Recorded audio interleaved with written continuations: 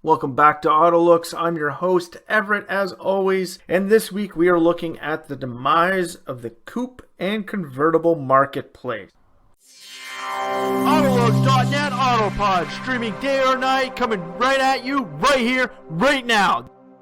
Welcome back to AutoLooks, www.autolooks.net. Follow us on Twitter, Facebook, Google+, Pinterest, and many other forums online. Hell, just follow the podcast and keep in touch with us via email, Twitter, or Facebook to find out more from AutoLooks.net. This week, we're actually going to be taking a look at Coupes and Convertibles. No, not the new ones that are coming out, which this year, there's actually, for 2019, only 4. Count them. 4. I can't even fill an entire hand now with the brand new Coupe models that we have found, and we are judging for our 2019 end of the year best and worst list. Now, we're not going to give away any details about who won or how well they did, but this year there's actually only 4 Coupe models, 3 of them being from luxury car manufacturers and only 1 of them being from a standard manufacturer. Now, the one from a standard manufacturer is something we actually come to realize that Honda still has faith in the Coupe market with the Civic, whereas their counterparts from all 3 divisions, Mazda, Toyota, Nissan, hell, even Suzuki, Isuzu, Mitsubishi, all of them have pulled out of the Coupe market and no longer actually have proper Coupe versions of any type of vehicle. Honda, on the other hand, actually still sees this as a viable market, considering the fact that the Honda has been providing the Coupe model well back a ways. Now, why do they actually stay with it when a lot of people are actually moving away from the Coupe and Convertible marketplace? Because today, with millennials and, well, the generation behind us, actually picking up only 2 vehicles per household, where our parents actually were in a generation that actually had 3 vehicles in the driveway. They had the family vehicle, and then they had mom and dad's each vehicle. Sometimes they had 4 because there was a classic that dad's hiding away in the garage. My house is actually one of those houses that still has 3 vehicles. I have my personal family vehicle that I use as my own. My wife has hers, and I have my toy. Not the greatest toy in the world,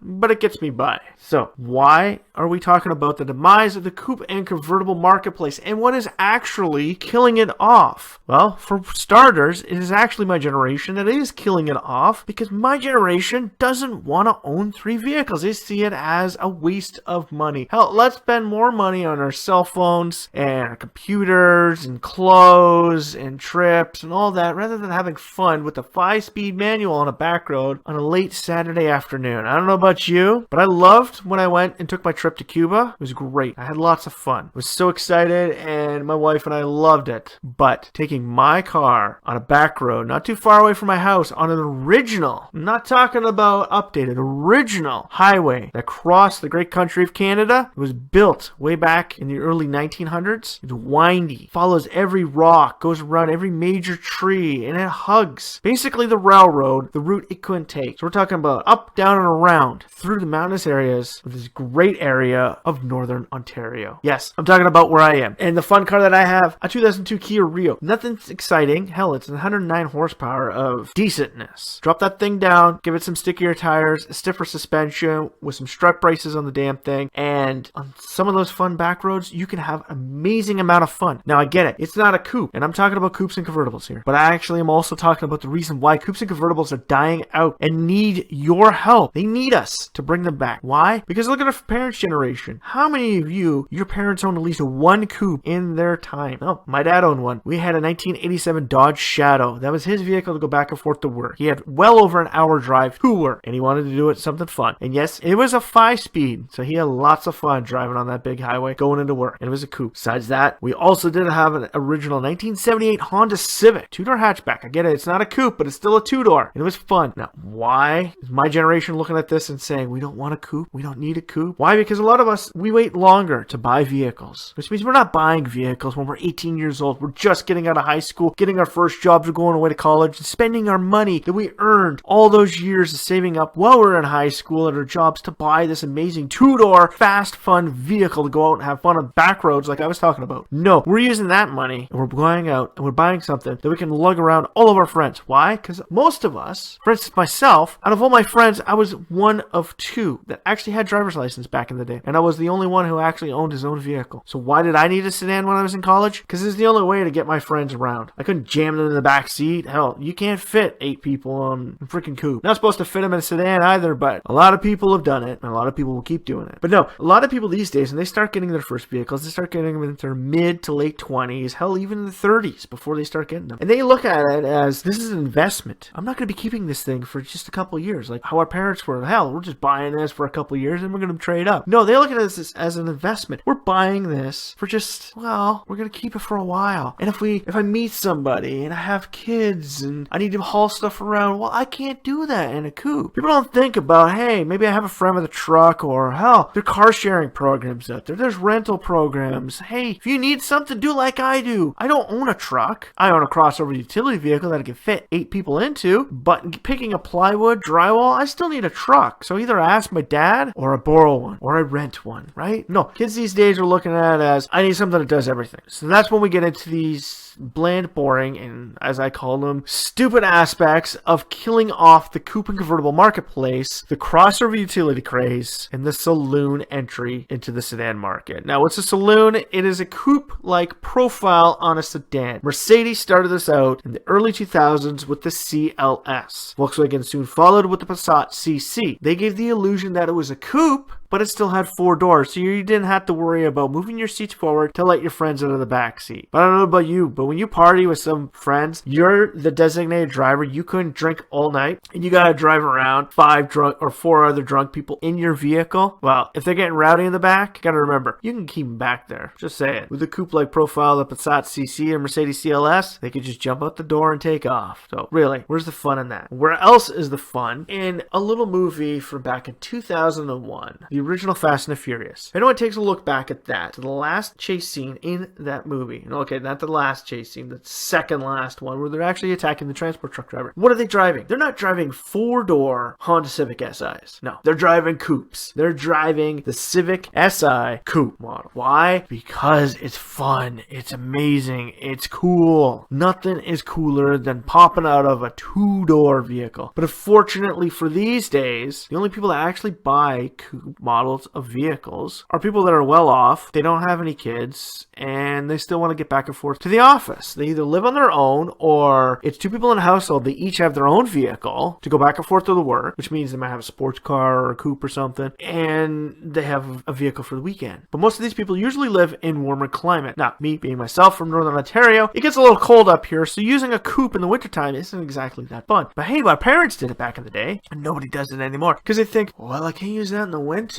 so maybe I'll just go for that Mercedes GLC, or hey, let's take a look at a BMW X4, or check this out, the Mercedes CLS. I can fit everybody into it. How about the brand new thing from Skoda, the new Kodiaq GT? Hell, Renault's got one. Everybody's coming out with these coupe profile crossover utility vehicles, and that is actually what's harming the coupe and convertible marketplace. Now, how is it harming the convertible marketplace? Land Rover and Volkswagen are now jumping onto the bandwagon that Nissan set forth with the Murano convertible. Now, the Murano turned into a convertible was the most butt-ugly looking thing you could ever think of. The top down or the top up, it was not cool to drive around in. I'm sorry, it was like driving around in a Pontiac Aztek. You literally did not want to be seen in it or driving it, no matter how cool you actually did think it was. And adding any aftermarket modification to this thing to make it look good, still pretty hard. The Murano might have been a little bit easier than the Aztek, because the Aztek, if you had taken the Pontiac Vibe front end and slapped it on there, it would actually make it look a little bit better, but the rear end still had some pretty bad touches for it. But now you got the Land Rover Evoc convertible, and hell, Volkswagen's even looking at making a convertible version of the T-Roc. So, yet again, we are allowing the crossover utility market to displace a once great marketplace of coupes and convertibles. I'm sorry, but if people want to see what I'm talking about, go back and look at the lineups for General Motors from 1978 to 1994. You'll find coupe versions of so many different things within all their product lines. Hell, Buick Park Avenue coupe version, right? Hell, Cadillac used to have the Eldorado coupe. Now, the CTS somewhat has a coupe profile still, but more people look at getting a CTS V sedan as opposed to the coupe model.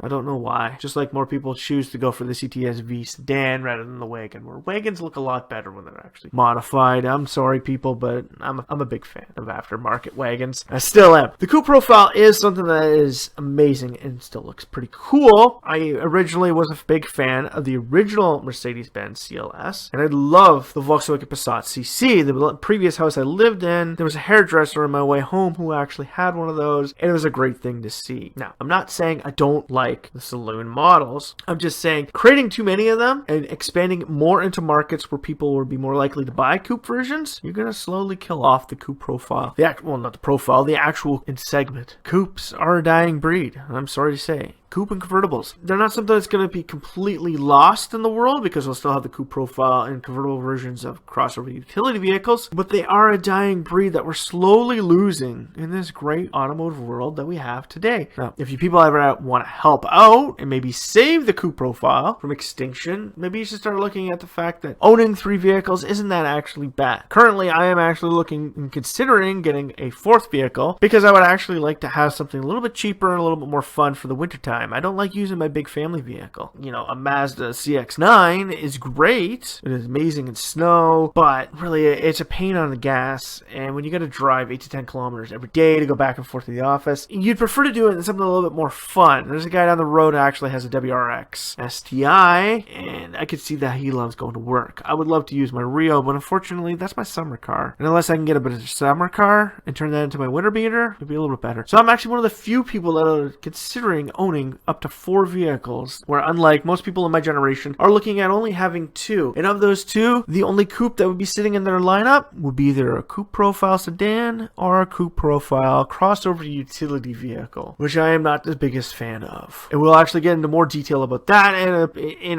a later podcast about how the crossover utility craze is actually just an alteration of our mentality over the vehicle franchise. Why? Because they've existed once before. So in closing, what we can say about the actual coupe and convertible models is that if it wasn't for my generation killing off the fact of owning 3 vehicles and having something fun and something amazing to go out for and drive around, we wouldn't be in this predicament. Because when I started rating vehicles over 10 years ago, my coupes per year in my files was in between 10 to 12. Now I'm getting down to 4. I have less than 1 full hand of brand new coupes or convertibles every year now. So if you want to save them, go out and get a 3rd vehicle. Save yourself some money on gas going back and forth to work. We get it, autonomous vehicles and ride sharing programs are slowly coming out, but hey, utilize them. A ride sharing program, maybe you should ask them if you can get a coupe model, because really, if you're going back and forth to the office, why do you need a 4-door sedan or a 4-door crossover utility vehicle? A coupe version in the snow will actually do good, because if you actually take a look at rally cars, they fly through snow and they're low to the ground, so ground clearance has nothing to do with it. So let's just say AutoLooks.net is a big supporter of the coupe and convertible models, and we wish to see more from them, and we wish the generation now and the generations following will actually see that the coupe and convertible models have a place within this world. And if not for the 1920, the Roaring 20s, they may never have existed. They may have only been sports cars, and that is it. This is Everett saying, we hope you strap yourself in for this one fun wild ride from AutoLooks.net. And please don't stop following us on Twitter, Facebook, Pinterest, Google+,